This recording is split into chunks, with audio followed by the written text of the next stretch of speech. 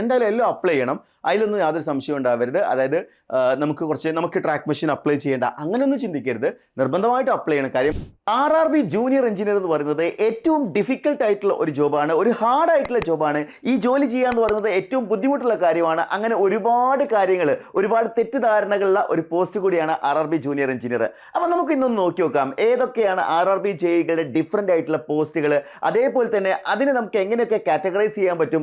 RRB JEE എക്സാമിന് apply ചെയ്യുന്ന സമയത്ത് കൃത്യമായിട്ട് നിങ്ങൾ മനസ്സിലാക്കിയിട്ട് മാത്രമേ നിങ്ങൾ എന്ത് ചെയ്യാൻ പാടുള്ളൂ, പ്രിഫറൻസ് കൊടുക്കാൻ പാടുള്ളൂ. അപ്പോൾ RRB ജെഇയുടെ നോട്ടിഫിക്കേഷൻ വരാൻ പോകുന്നത് ഒക്ടോബർ 31-നാണ്.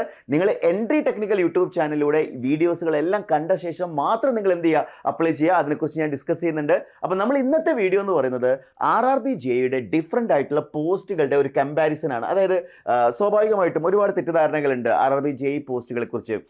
ഈ പോസ്റ്റാണ് നല്ലത്, ആ പോസ്റ്റാണ് നല്ലത്, അല്ലെങ്കിൽ ഈ പോസ്റ്റ് ബുദ്ധിമുട്ടാണ്, മൊത്തത്തിൽ ബുദ്ധിമുട്ടാണ്, അങ്ങനെ പല രീതിയിലുള്ള കമൻസുകൾ കാണാറുണ്ട്. അപ്പോൾ നമുക്ക് നോക്കി നോക്കാം RRB ജെഇ പോസ്റ്റുകൾ നമുക്കൊന്ന് ഡിഫറെൻറ്റ് പോസ്റ്റുകൾ നമുക്കൊന്ന് കമ്പയർ ചെയ്ത് നോക്കാം. അതിന് മുന്നോടിയായിട്ട് നമ്മളൊരു പോസ്റ്റ് സെലക്ട് ചെയ്യുന്ന സമയത്ത് എന്തെല്ലാം കാര്യങ്ങളാണ് നമ്മൾ ശ്രദ്ധിക്കേണ്ടത് എന്നുള്ളതാണ് ഏറ്റവും ഇമ്പോർട്ടൻ്റ് ആയിട്ടുള്ള ഒരു കാര്യം. അപ്പോൾ നമുക്ക് നോക്കി നോക്കാം, ഒരു ജോലി തിരഞ്ഞെടുക്കുന്ന സമയത്ത് എന്തെല്ലാം ഫാക്ടേഴ്സ് ആണ് അതിൽ നമ്മൾ ചെക്ക് ചെയ്യേണ്ടത്, അല്ലെങ്കിൽ എന്തെല്ലാം ക്വസ്റ്റ്യൻസ് നമ്മളോട് തന്നെ ചോദിക്കണം എന്നുള്ളതിനെ കുറിച്ചാണ്. പ്രധാനമായിട്ടും 4 ചോദ്യങ്ങളാണ് ഞാൻ ഇന്ന് സെലക്ട് ചെയ്തിട്ടുള്ളത്. അതിൽ ആദ്യത്തേത് ജോബ് കംഫർട്ട് ആണ്. അതായത് ഒരു ജോലി നമ്മളെ മുന്നിൽ വരുന്ന സമയത്ത് എല്ലാവരും ചിന്തിക്കുന്നത് ഏറ്റവും കംഫർട്ടബിൾ ആയിട്ടുള്ള ഒരു ജോലി ഏതാണ്. ഞാൻ എന്നോട് ചോദിക്കുകയാണ് ഏറ്റവും കംഫർട്ടബിൾ ആയിട്ടുള്ള ജോലി ഏതാണെന്ന് ചോദിച്ചാൽ ഞാൻ പറയുന്നത് എനിക്ക് ഏറ്റവും കംഫർട്ടബിൾ ആയി തോന്നുന്നത് ടീച്ചിങ് എന്ന് പറയുന്ന ജോബാണ്. ഓക്കെ, അപ്പോൾ വേറൊരാൾ ചോദിക്കുന്ന സമയത്ത് അയാൾ പറയുന്നുണ്ടാവുക എനിക്ക് ഡിസൈൻ ഡ്രോയിങ് ഒക്കെയാണ് കുറച്ചുകൂടി താല്പര്യമുള്ള വിഷയം എന്ന് പറയും. ചില ആൾക്കാർ പറയും എനിക്ക് കോഡിംഗ് ആണ് ഇഷ്ടമുള്ളത് അല്ലേ. അതായത് ഓരോരുത്തർക്കും ഓരോ കംഫർട്ട് ഉണ്ടല്ലേ, അത് പേഴ്സൺ ടു പേഴ്സൺ വേരി ചെയ്യും. നിങ്ങളുടെ കംഫർട്ട് ഏതാണെന്നുള്ളതാണ് നിങ്ങൾ ആദ്യം നോക്കേണ്ടത്. അതായത് ജോബ് കംഫർട്ട് എന്ന് പറയുന്നത് വളരെ ഇമ്പോർട്ടൻ്റ് ആയിട്ടുള്ള ഒരു കാര്യമാണ്. ഇനി എന്താണ് രണ്ടാമത്തെ ചോദ്യം നോക്കിക്കോളൂ. നിങ്ങളൊരു കോർ ഫീൽഡിൽ തന്നെ വർക്ക് ചെയ്യണോ വേണ്ടയോ എന്നുള്ളതാണ് ഇവിടുത്തെ രണ്ടാമത്തെ കാര്യം എന്ന് പറയുന്നത്. അതായത് ഈ ഒരു RRB ജൂനിയർ എഞ്ചിനീയർ എക്സാമിൻ്റെ പ്രത്യേകത, ഇലക്ട്രിക്കൽ കഴിഞ്ഞ ഒരു ഉദ്യോഗാർത്ഥി, ഞാനൊരു എക്സാമ്പിൾ പറയാണ്, ഇലക്ട്രിക്കൽ കഴിഞ്ഞ ഒരു ഉദ്യോഗാർത്ഥിക്ക് ഇലക്ട്രിക്കൽ മാത്രമല്ല അപ്ലൈ ചെയ്യാൻ പറ്റുക, ഇലക്ട്രോണിക്സും അപ്ലൈ ചെയ്യാൻ പറ്റും, മെക്കാനിക്കലും അപ്ലൈ ചെയ്യാൻ പറ്റും. അതായത് ഇലക്ട്രിക്കലിൻ്റെ അണ്ടറിൽ വരുന്ന പോസ്റ്റുകൾ മാത്രമല്ല, മെക്കാനിക്കലിൻ്റെ അണ്ടറിലുള്ള പോസ്റ്റുകളും ഇലക്ട്രോണിക്സിൻ്റെ അണ്ടറിലുള്ള പോസ്റ്റുകളും ആർക്ക് അപ്ലൈ ചെയ്യാൻ പറ്റും, ഇലക്ട്രിക്കൽ കഴിഞ്ഞ ആൾക്കാർക്ക് അപ്ലൈ ചെയ്യാൻ പറ്റും. ഇതേപോലെ മെക്കാനിക്കലും ഇലക്ട്രോണിക്സിലും ഈ പറഞ്ഞ ബ്രാഞ്ചിലുള്ള ആൾക്കാർക്ക് അപ്ലൈ ചെയ്യാൻ പറ്റും. അതായത് ഡിഫറെൻറ്റ് ബ്രാഞ്ചസിലേക്ക് നിങ്ങൾക്ക് അപ്ലൈ ചെയ്യാൻ പറ്റുന്ന ഒരു ഓപ്പർച്യൂണിറ്റി ഉണ്ട്. അപ്പോൾ സ്വാഭാവികമായിട്ടും നമ്മൾ കോർ ഫീൽഡ് തന്നെ സെലക്ട് ചെയ്യണോ, അല്ലെങ്കിൽ മറ്റൊരു ബ്രാഞ്ചിൻ്റെ മറ്റൊരു കംഫർട്ടബിൾ ഫീൽഡിലേക്ക് പോകണോ? ഇമ്പോർട്ടൻ്റ് ആയിട്ടുള്ള ഒരു ക്രൈറ്റീരിയ ആണ് ഈ ഒരു ക്രൈറ്റീരിയ എന്ന് പറയുന്നത്. അത് ഓരോരുത്തരുടെയും ക്രൈറ്റീരിയ ഡിഫറൻ്റ് ആയിരിക്കില്ലേ. ഞാൻ ആലോചിക്കുകയാണ്, ഞാൻ ഇലക്ട്രിക്കലാണ് അല്ലേ നമ്മൾ പഠിച്ചിട്ടുള്ളത്, ബിടെക് പഠിച്ചിട്ടുള്ളത് ഇലക്ട്രിക്കലാണ്, അല്ലെങ്കിൽ ഡിപ്ലോമ പഠിച്ചിട്ടുള്ളത് ഇലക്ട്രിക്കലാണ്. ഞാൻ എന്തുകൊണ്ട് ഇലക്ട്രോണിക്സിലേക്ക് പോകണം, അല്ലെങ്കിൽ ഞാൻ എന്തുകൊണ്ട് മെക്കാനിക്കൽ സബ്ജക്റ്റിലേക്ക് പോകണം? എൻ്റെ ഫീൽഡ് ആയിട്ടുള്ള ഇലക്ട്രിക്കൽ മേഖലയിൽ തന്നെ വർക്ക് ചെയ്യണോ? അതൊരു ഇമ്പോർട്ടൻ്റ് ആയിട്ടുള്ള ഡിസിഷൻ ടേക്കിംഗ് പാരാമീറ്റർ തന്നെയാണ്. ഇനി മൂന്നാമത്തെ കാര്യം, ഇതൊന്നുമില്ലെങ്കിലും സാലറി മര്യാദയ്ക്ക് നല്ല രീതിയിൽ കിട്ടിയാൽ മര്യാദയ്ക്കല്ല നല്ല രീതിയിൽ കിട്ടിയാൽ മതി എന്നുള്ളതാണ്. അതായത് സാലറി എന്ന് പറയുന്നത് മൂന്നാമത്തെ ഘടകമാണ്. അതായത് ഏതൊക്കെ ഫാക്ടേഴ്സ് ഉണ്ടെങ്കിലും എനിക്ക് കുറച്ച് ജോബ് കംഫർട്ട് ഒന്നും ഇല്ല, കോർ ഫീൽഡ് അല്ല, എന്നാലും എനിക്ക് എന്ത് വന്നാൽ മതി, നല്ല സാലറി വന്നാൽ മതി എന്ന് പറയുന്ന മറ്റൊരു കാറ്റഗറി ഉണ്ടാവില്ലേ. സ്വാഭാവികമായിട്ടും അങ്ങനെ ഒരു കാറ്റഗറി അവിടെ വരുന്നുണ്ടാവും. ആൻഡ് ഫൈനലി റെസ്പോൺസിബിലിറ്റി, നാലാമത്തെ ഘടകമാണ് റെസ്പോൺസിബിലിറ്റി. അതായത് ചില ജോലി നമ്മൾ കൺസിഡർ ചെയ്യുകയാണെങ്കിൽ നമ്മൾ അവിടെ എന്തെങ്കിലും ഒരു മിസ്റ്റേക്ക് നമ്മുടെ ഭാഗത്ത് വന്നു കഴിഞ്ഞാൽ അത് വലിയ അപകടങ്ങളിലേക്ക് നയിക്കുന്ന രീതിയിലുള്ള കാര്യങ്ങളുണ്ടാവും. സോ അത്തരത്തിൽ റെസ്പോൺസിബിലിറ്റി കൂടുതലുള്ള ജോബാണോ നിങ്ങൾക്ക് വേണ്ടത് എന്നുള്ളത്. കാരണം നിങ്ങളുടെ ഒരു തെറ്റായ ഡിസിഷൻ മൂലം ഒരു പക്ഷേ ഇന്ത്യൻ റെയിൽവേക്ക് ഒരുപാട് നഷ്ടങ്ങൾ വരാൻ സാധ്യതയുണ്ട്. അങ്ങനെയുള്ള റെസ്പോൺസിബിലിറ്റി ഉള്ള ജോബ് വേണ്ട എന്നാണോ നിങ്ങളുടെ തീരുമാനം? അതല്ല, അത്തരം റിസ്കി ആയിട്ടുള്ള അത്തരം റെസ്പോൺസിബിലിറ്റി ഉള്ള ജോബും ഏറ്റവും എഫിഷ്യൻ്റ് ആയിട്ട് ഏറ്റവും എഫക്റ്റീവായിട്ട് ചെയ്യാൻ നമുക്കതിൻ്റെ കാലിബർ ഉണ്ട്, കോൺഫിഡൻസ് ഉണ്ട് എന്ന് ചിന്തിക്കുന്ന രീതിയിലാണോ നിങ്ങളുള്ളത്? ഇതെല്ലാം ഓരോരുത്തരുടെ കാര്യത്തിലും ഡിഫറൻ്റ് ആയിട്ടുള്ള കാര്യമായിരിക്കും. അപ്പം നിങ്ങൾ എന്ത് ചെയ്യാണ്ട്, നിങ്ങൾക്ക് ഈ ഒരു ജോബിൻ്റെ പ്രിഫറൻസ് കൊടുക്കാണ്ട് സ്വാഭാവികമായിട്ട് പ്രിഫറൻസ് കൊടുക്കുന്ന ഓർഡറിൽ ജോലി കിട്ടുക എന്നുള്ളത് മാത്രമല്ല, അങ്ങനെ കിട്ടണമെങ്കിൽ നിങ്ങളായിരിക്കണം ആ ഒരു പരീക്ഷയിൽ ഏറ്റവും നല്ല മാർക്ക് വാങ്ങിയിട്ടുള്ള ആൾക്കാർ. സ്വാഭാവികമായിട്ടും എല്ലാവർക്കും പ്രിഫറൻസ് പ്രകാരം നിങ്ങൾക്ക് ഇഷ്ടപ്പെട്ട ജോലി തന്നെ കിട്ടിക്കൊള്ളുന്നൊന്നുമില്ല. പക്ഷെ നമ്മളെല്ലാം അപ്ലൈ ചെയ്യണം. പക്ഷേ അപ്ലൈ ചെയ്യുമ്പോൾ സ്വാഭാവികമായിട്ടും നമ്മൾ ഈ പോയിന്റുകളൊക്കെ മൈൻഡിൽ വെച്ചുകൊണ്ട് ഏറ്റവും മികച്ച ഒരു പ്രിഫറൻസ് ഓർഡർ നിങ്ങൾ തയ്യാറാക്കുക വേണം. അല്ലാണ്ട് നിങ്ങൾ അപ്ലൈ ചെയ്യാൻ പോകുമ്പോഴേ സ്വാഭാവികമായിട്ട് ഒക്ടോബർ 31 നോട്ടിഫിക്കേഷൻ വന്നാൽ പല ആൾക്കാരും ചെയ്യുന്നത് ഏതെങ്കിലും ഒരു കഫേയിലൊക്കെ പോയിട്ട് അല്ലെങ്കിൽ ഒരു അക്ഷയ സെൻറ്ററിലൊക്കെ പോയിട്ടേക്ക് അപ്ലൈ ചെയ്യുക. ഒരിക്കലും അവിടെയുള്ള ആൾക്കാർക്ക് ഈ പറഞ്ഞ ജോബ് പ്രിഫറൻസോ സോൺ പ്രിഫറൻസോ ഒന്നും കൃത്യമായിട്ട് അറിയുന്ന ആളുകളായിരിക്കില്ല. അവരൊരു പക്ഷേ മിക്കവാറും കേരള സോൺ അങ്ങ് സെലക്ട് ചെയ്തിട്ട് അതിലുള്ള പോസ്റ്റുകൾ എന്താണോ തന്നത് അതങ്ങ് സെലക്ട് ചെയ്യുന്ന രീതിയാണ്. കാര്യം ഇതിന് മുന്നേ അപ്ലൈ ചെയ്ത ചില ആൾക്കാർ ചോദിച്ചു പോസ്റ്റ് പ്രിഫറൻസ് ഒക്കെ എന്തായിരുന്നു കൊടുത്തിരുന്നത്. ഡോക്യുമെന്റ് വെരിഫിക്കേഷന് പോയ സമയത്ത് ആണ് അറിഞ്ഞത് ഇങ്ങനെ ഒരു പോസ്റ്റ് പ്രിഫറൻസ് ഒക്കെ നമ്മൾ കൊടുത്ത കാര്യം പോലും അറിഞ്ഞത് ആ സമയത്താണ്. സോ അങ്ങനെ ഒരു മിസ്റ്റേക്ക് വരാതിരിക്കണമെങ്കിൽ നിങ്ങൾ entry technical YouTube channel subscribe ചെയ്ത് വെക്കുക. അതേപോലെ ചാടി കയറിയിട്ട് ഒക്ടോബർ 31 പിറ്റേന്നൊന്ന് പോയിട്ട് അപ്ലൈ ചെയ്ത് നമ്മളിതിൽ കൃത്യമായിട്ടുള്ള വീഡിയോസുകൾ, അതായത് സോൺ എങ്ങനെ പ്രിഫർ ചെയ്യണം, അതേപോലെ തന്നെ എങ്ങനെയായിരിക്കണം നമ്മൾ എന്ത് ചെയ്യുന്നത് പോസ്റ്റ് പ്രിഫറൻസ് കൊടുക്കേണ്ടത്, എങ്ങനെ അപ്ലൈ ചെയ്യും, ഓൺലൈൻ എങ്ങനെ ഹൗ ടു അപ്ലൈ എന്നുള്ളത് സ്റ്റെപ്പ് ബൈ സ്റ്റെപ്പായിട്ട് നമ്മൾ എന്ത് ചെയ്യുന്നുണ്ടാവും, ലൈവായിട്ട് അപ്ലിക്കേഷൻ കൊടുത്ത് നിങ്ങൾക്ക് കാണിച്ചു തരുന്നുണ്ടാവും. സോ ആ രീതിയിൽ നിങ്ങൾ എന്ത് ചെയ്യുക, കൃത്യമായിട്ട് നമ്മളെ ചാനൽ ഒന്ന് ഫോളോ ചെയ്യുക. ഇനിയും ആരെങ്കിലും സബ്സ്ക്രൈബ് ചെയ്യാത്ത ആളുകളുണ്ടെങ്കിൽ എത്രയും പെട്ടെന്ന് സബ്സ്ക്രൈബ് ചെയ്യുക. അപ്പോൾ നമ്മളെ ഒരു ഫാമിലി എന്ന് പറയുന്നത്, എൻട്രി ടെക്നിക്കൽ യൂട്യൂബ് ചാനൽ എന്ന് പറയുന്നത് ഇന്നൊരു 100K ഫാമിലി ആയിട്ട് മാറിയിട്ടുള്ള ദിവസം കൂടിയാണ്. തീർച്ചയായിട്ടും ഒരുപാട് സന്തോഷമുള്ള കാര്യമാണ്. അപ്പോൾ നിങ്ങൾ ഈ ഒരു വീഡിയോ എന്ത് ചെയ്യുക, നിങ്ങളുടെ പരമാവധി സുഹൃത്തുക്കളിലേക്കൊക്കെ ഒന്ന് ഷെയർ ചെയ്ത് കൊടുക്കുക. അപ്പോൾ ഇനി നമുക്ക് പോസ്റ്റുകളിലേക്ക് പോകാം. ഏതൊക്കെ പോസ്റ്റുകൾ, അതിനെ എങ്ങനെയൊക്കെ നമുക്ക് കാറ്റഗറൈസ് ചെയ്യാം എന്നുള്ളത് കൂടി നമുക്ക് നോക്കി വെക്കാം. അപ്പോൾ ഞാനിവിടെ കുറച്ച് ജോബുകൾ കൊടുത്തിട്ടുണ്ട്. അതിൽ ആദ്യത്തെ ഒരു കാറ്റഗറി എന്ന് പറഞ്ഞാൽ എമർജൻസി, ഈ ഒരു 9 to 5 ജോബാണ്. 9 to 5 ജോബ് എന്ന് പറയുമ്പോൾ ഓഫീസ് ജോബാണ് ഇവിടെ വരുന്നത്. ഓക്കെ, 9 to 5 ജോബിൻ്റെ പ്രത്യേകത എന്ന് പറഞ്ഞാൽ, അതായത് നമുക്ക് നിലവിൽ ഒരു ഓഫീസ് വർക്ക് പോലെ, അല്ലെങ്കിൽ ഒരു സ്കൂൾ ടീച്ചർ പോലെ, അല്ലെങ്കിൽ ഒരു ബാങ്ക് എംപ്ലോയിയെ പോലെ, മിക്കവാറും ഒരു പ്രൈവറ്റ് ഫേമിൽ വർക്ക് ചെയ്യുന്ന ഒരാൾ, അയാളെ സംബന്ധിച്ചിടത്തോളം ഒരു 9 to 5 ജോബായിരിക്കും വരുന്നുണ്ടാവുക. അയാളെ സംബന്ധിച്ചിടത്തോളം എന്താണ്, നാഷണൽ ഹോളിഡേയ്സ് ലീവായിരിക്കും, അതേപോലെ തന്നെ പബ്ലിക് ഹോളിഡേയ്സ് എല്ലാം ലീവായിട്ട്, ശനി ഞായറുകളൊക്കെ ലീവായിട്ട് വരുന്ന അത്തരം ഏറ്റവും കൺവീനിയൻ്റ് ആയിട്ടുള്ള കംഫർട്ടബിൾ ആയിട്ടുള്ള പോസ്റ്റുകളായിരിക്കും ഈ ഒരു കാറ്റഗറിയിൽ വരിക. അപ്പോൾ അതിൽ നമ്മൾ നോക്കുകയാണെങ്കിൽ ഡിസൈൻ ഡ്രോയിങ് അങ്ങനെയുള്ള ഒരു ജോബാണ്, R&D ഡിപ്പാർട്ട്മെൻറ്റ് അങ്ങനെയുള്ളതാണ്, DMS ഡിപ്പോർട്ട് മെറ്റീരിയൽ സൂപ്രണ്ട് എന്ന് പറയുന്നത് ആ ഒരു കാറ്റഗറിയുള്ളതാണ്.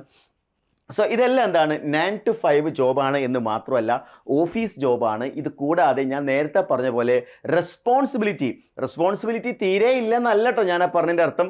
അതായത് റെസ്പോൺസിബിലിറ്റി, അവിടെ നിങ്ങൾക്ക് എന്ത് ചെയ്യാം, മിസ്റ്റേക്കുകൾ വന്നാൽ പോലും അത് റെക്ടിഫൈ ചെയ്യാനും അത് ക്ലിയർ ചെയ്യാനൊക്കെ ഉള്ള ഓപ്ഷൻ ഉണ്ട്.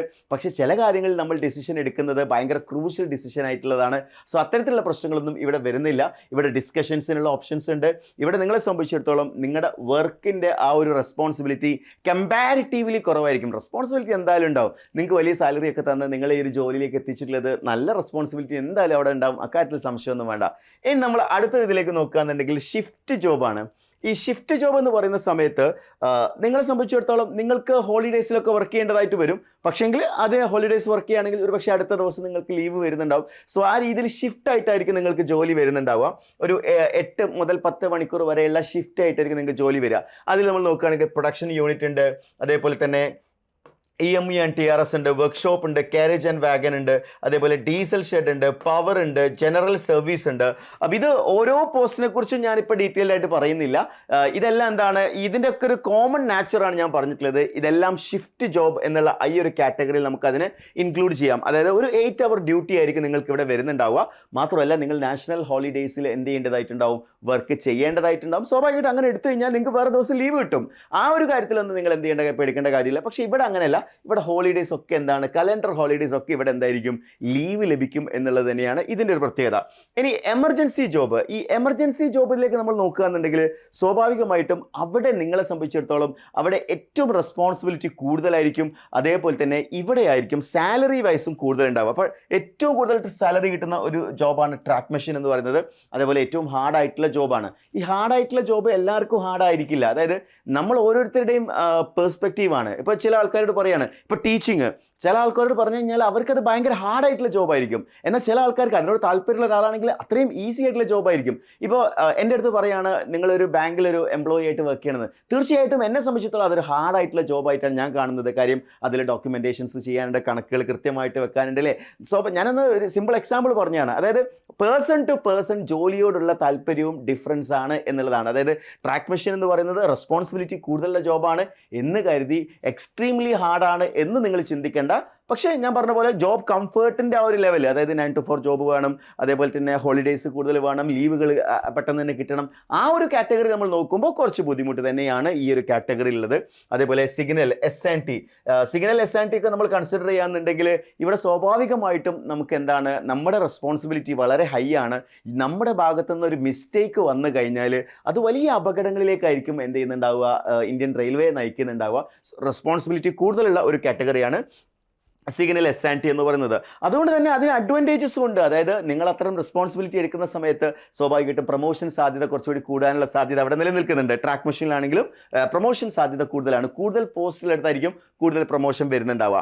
ഇനി ടെലികമ്മ്യൂണിക്കേഷൻ S&T ഒക്കെ നമ്മൾ നോക്കുകയാണെന്നുണ്ടെങ്കിൽ ഇത് ഇലക്ട്രോണിക്സ് ആയിട്ട് ഒരു കോർ ഫീൽഡാണ്. നിങ്ങൾ ഇലക്ട്രോണിക്സ് ആൻഡ് കമ്മ്യൂണിക്കേഷൻ പഠിച്ച ഒരാളാണെങ്കിൽ നിങ്ങളുടെ കോർ സബ്ജക്റ്റാണ് ടെലികമ്മ്യൂണിക്കേഷൻ S&T. പക്ഷേ എന്താണ്, അതൊരു എമർജൻസി ജോബ് ആയതുകൊണ്ട് ജോബ് കംഫർട്ട് കുറവാണ് എന്ന് പറഞ്ഞുകൊണ്ട് നിങ്ങൾ ഇത്തരം ജോബിലേക്ക് പോകേണ്ട കാര്യമുണ്ടോ? അത് നിങ്ങളുടെ ചോയ്സ് ആണ്.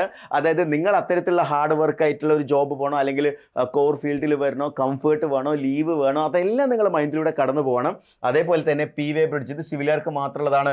വർക്ക്സ് ഉണ്ട്, TRD ഉണ്ട്, പവർ ഉണ്ട്. സോ പവർ ഈ പറഞ്ഞ ഷിഫ്റ്റ് ആയിട്ടുള്ളതുണ്ട്, അതേപോലെ തന്നെ എമർജൻസിയിലും വരുന്നുണ്ട്. സോ ഇത്തരത്തിൽ നിങ്ങളാണ് എന്ത് ചെയ്യുന്നത്, ഒരു ഡിസിഷൻ മേക്കിംഗ് ചെയ്യേണ്ടത്. അതായത് നിങ്ങൾക്ക് എത്തരത്തിലുള്ള ജോബാണ് ഞാൻ ഇവിടെ കൊടുത്തിരിക്കുന്നത്. ഇത് ഈ ഒരു പോസ്റ്റുകൾ ഞാൻ കൊടുത്തിട്ടുണ്ടെങ്കിലും ഇതെല്ലാം ഒരു സോണിൽ തന്നെ വന്നോളണമെന്ന് യാതൊരു നിർബന്ധവുമില്ല. അതായത് ഇതെല്ലാം ട്രിവാൻഡ്രം സോണിലോ അല്ലെങ്കിൽ ഇതെല്ലാം ചെന്നൈ സോണിലോ ഇതെല്ലാം ബാംഗ്ലൂർ സോണിലോ വന്നോളണമെന്നില്ല. ഓരോ സോണിലും ഈ പ്രാവശ്യത്തെ നോട്ടിഫിക്കേഷൻ വന്നു കഴിഞ്ഞാൽ ഓരോ സോണിലും ഏതൊക്കെ പോസ്റ്റുകളുണ്ടോ അതിന് കറസ്പോണ്ടിങ് ആയിട്ടുള്ള പ്രിഫറൻസ് ഓർഡർ നമ്മൾ സെറ്റ് ചെയ്ത് തരും. ഓക്കെ, അത് ഞാൻ നേരത്തെ പറഞ്ഞ പോലെ 2 രീതിയിൽ സെറ്റ് ചെയ്ത് തരുന്നുണ്ട്. ഒന്ന് ജോബ് കംഫർട്ടിൻ്റെ ബേസിൽ സെറ്റ് ചെയ്ത് തരുന്നുണ്ട്, അതേപോലെ തന്നെ രണ്ടാമതൊരു രീതിയിൽ സെറ്റ് ചെയ്യുന്നുണ്ട് സാലറി വൈസ് എന്നുള്ള രീതിയിൽ മറ്റൊരു ക്ലാസിഫിക്കേഷൻ നമുക്ക് എന്ത് ചെയ്യാവുന്നതാണ്, വരുത്താവുന്നതാണ്. എന്തായാലും എല്ലാം അപ്ലൈ ചെയ്യണം, അതിലൊന്നും യാതൊരു സംശയം ഉണ്ടാവരുത്. അതായത് നമുക്ക് ട്രാക്ക് മെഷീൻ അപ്ലൈ ചെയ്യേണ്ട അങ്ങനെയൊന്നും ചിന്തിക്കരുത്, നിർബന്ധമായിട്ട് അപ്ലൈ ചെയ്യണം. കാര്യം ഒരു ജോലി ഇല്ല എന്നുള്ളത് തന്നെയാണ് നമ്മുടെ ലൈഫിലെ ഏറ്റവും സങ്കടകരമായിട്ടുള്ള അല്ലെങ്കിൽ ഏറ്റവും ബുദ്ധിമുട്ടേറിയ ഒരു കാലഘട്ടം എന്ന് പറയുന്നത്. സോ ആ ജോലി നേടുന്നത് ആണ് ഇതിലെ ഏറ്റവും പ്രയോറിറ്റി. ഇതിൽ ഏത് പോസ്റ്റ് ആയി കഴിഞ്ഞാലും അത് നമ്മൾ ആ ജോലി ചെയ്യാൻ നമ്മൾ എന്ത് ചെയ്യുക, മെൻ്റലി നമ്മൾ അതിന് റെഡി ആവുക എന്നുള്ളത് തന്നെയാണ്.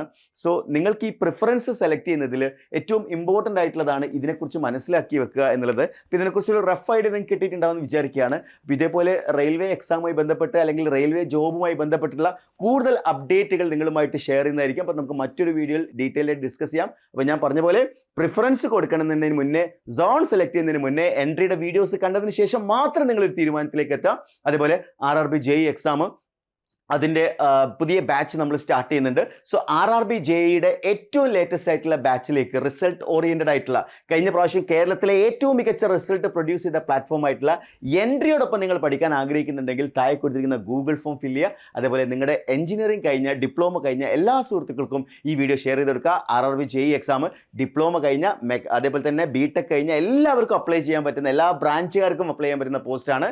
സോ മാക്സിമം ഷെയർ ചെയ്തെടുക്കുക, ഈ അവസരം മാക്സിമം യൂട്ടിലൈസ് ചെയ്യുക. സോ ഒക്ടോബർ 31 നോട്ടിഫിക്കേഷൻ വരാൻ പോവാണ്. നോട്ടിഫിക്കേഷൻ വരുന്നത് വരെ കാത്തിരിക്കേണ്ട, എത്രയും പെട്ടെന്ന് നിങ്ങളുടെ പ്രിപ്പറേഷൻ സ്റ്റാർട്ട് ചെയ്യുക. നമ്മുടെ ബാച്ചിൽ ജോയിൻ ചെയ്യാൻ താഴെ കൊടുത്തിരിക്കുന്ന ഗൂഗിൾ ഫോം ഫില്ല് ചെയ്യുക. Wish you all the best.